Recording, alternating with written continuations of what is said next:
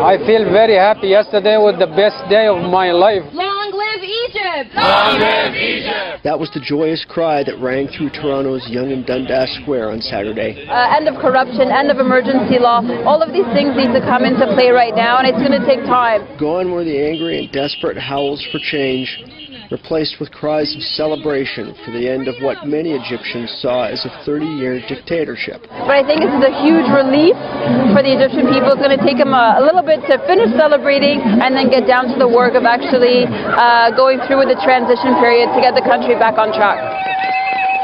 Similar rallies to this one have taken place here in Toronto over the last couple of weeks. However, they took on a far different tone, a tone of anger, revolution, and a desperate call for change. We literally will have to sit down with the opposition, the representative of the opposition.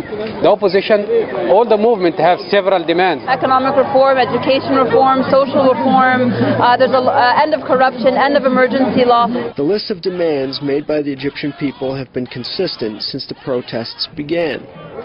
Fair elections, presidential term limits, and an end to the 30-year state of emergency that Mubarak enacted after being made president following the assassination of Anwar Sadat.